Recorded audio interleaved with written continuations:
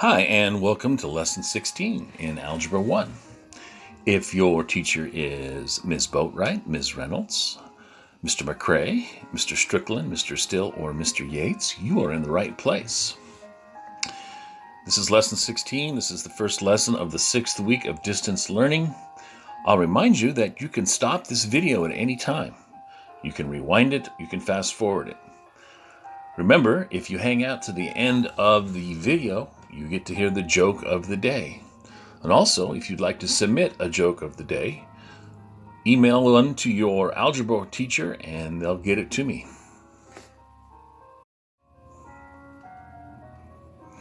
Today's learning target is I can locate the vertex of a parabola in real-life problems. Parabolas in football. Seattle Seahawks Russell Wilson is practicing a long passing play, and he's going to throw from his own 40-yard line, and he hopes for his receiver to catch the ball at the front of the end zone. He has his timing down pretty well when he throws to receiver DK Metcalf. However, receiver Tyler Lockett is faster than Metcalf, so when Wilson throws to him, he notices that he needs the ball to get there quicker. He has to adjust his throw so he doesn't go as high in the air.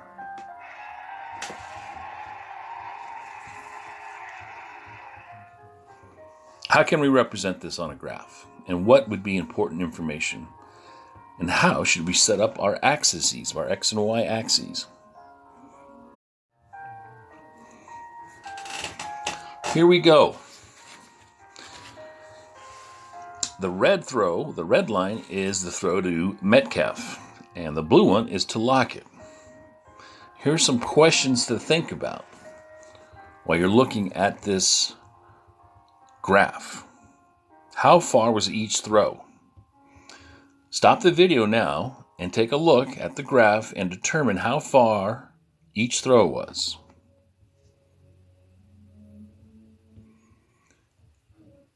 Did you do it?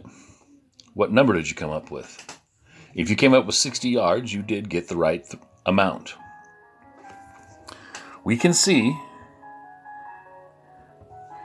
by looking right here that the ball is caught at the 60-yard line, at 60 yards from the throw, not at the 60-yard line. How high was the throw to Metcalf is the next question. Stop the video now, take a look at the graph, and write down your answer to the question. How high was the throw?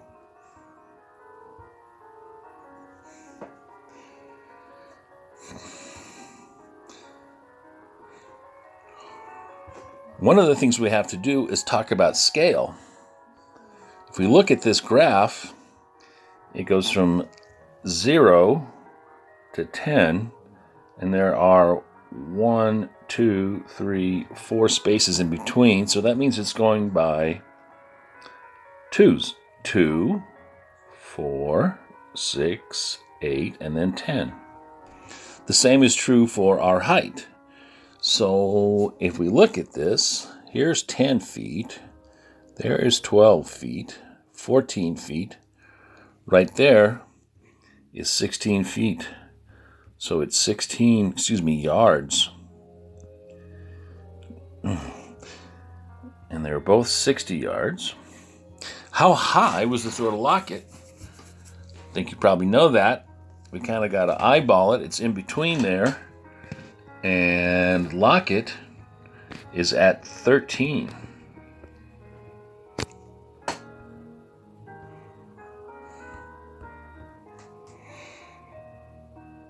How far away from Wilson, the thrower, was the ball when it was at its highest? So what they're saying is, here's Wilson. Here is the ball at its highest. How far is it? It's 30 yards.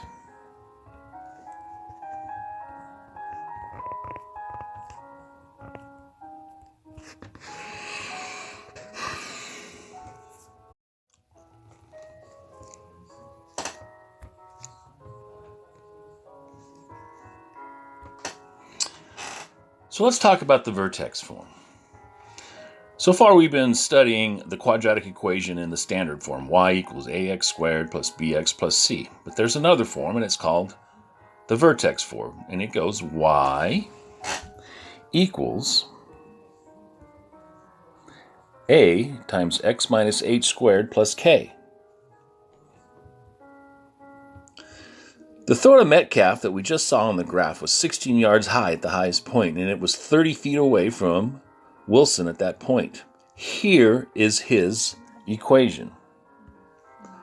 Y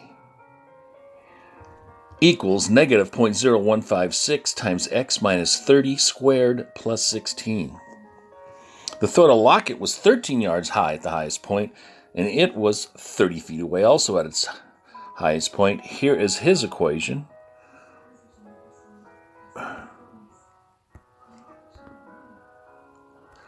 Y equals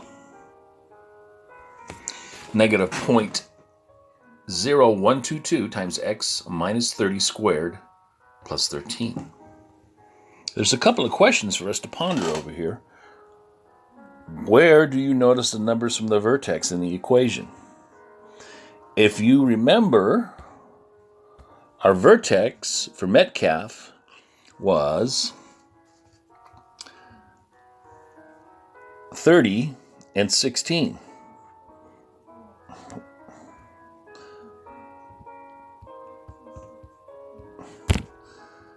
Here's a 30. Here's a 16.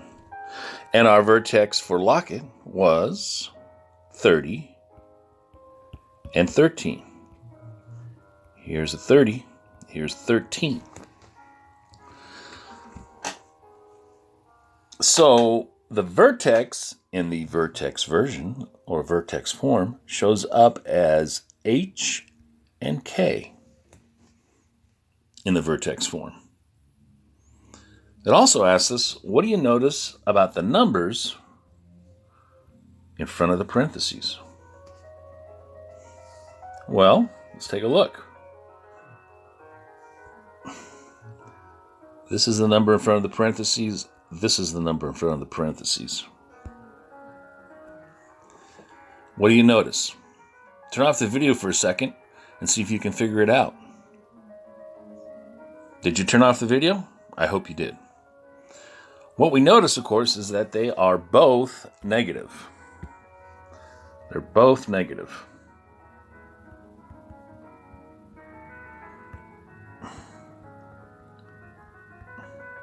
Which means their arms will point down.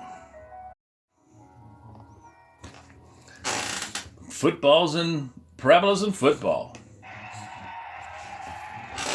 Here's another throw. And we have two throws, one to Metcalf, one to Lockett. And they're going to ask us some questions. How far was each throw? How high was the throw to Metcalf? How high was the throw to Lockett?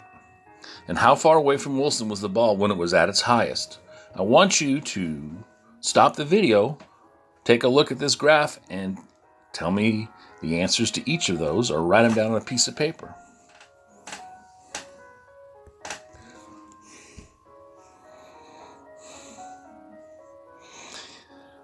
All right, the first question, and I hope you did stop the video, is how far was each throw?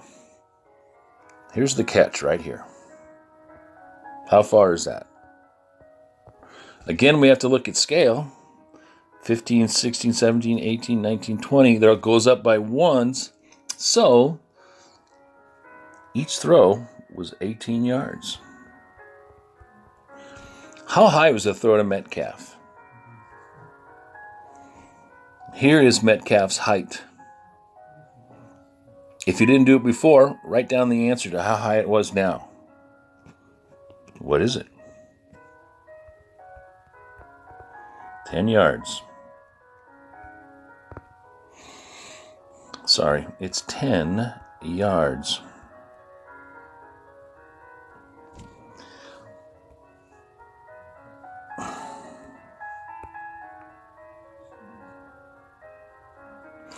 How high was his throw to Lockett? If we take a look, let's make Lockett blue. He's right there. How high is that? It is 6 yards.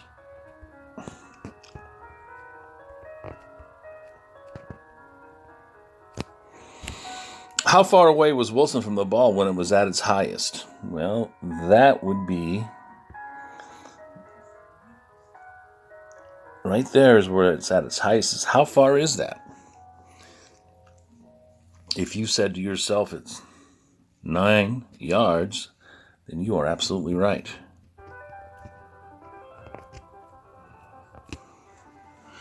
So the vertex for Metcalf is going to be 9, 10, X and Y. And the vertex for Lockett is going to be 9 and 6. The very top of the throw for each of those players. So we know their vertex H, X, and Y. X and Y equals H and K in our vertex form. H goes here, K goes there. So X is 9, which means H is 9, so this is a 9. And K for Metcalf is going to be 10. X for Lockett is 9, which means H is going to be 9. So we write it in there. And his K, or his Y, is going to be 6. 9 and 6. In summary, parabolas can help us measure what an object was thrown. Well, we figured out how far and how high, right? The vertex form of a parabola is y equals a times x minus h squared plus k. H and k represent the what? It represents the coordinates of the vertex. My V looks like a Y, but it's supposed to be a V. What's next? Parabolas in basketball? Log in to student.desmos.com. Try your practice worksheet 16, try a Google Homework 16, or watch our next video, lesson 17. Today's joke of the day is, why can't you trust an atom? The answer is, because they make up everything. That's all for today.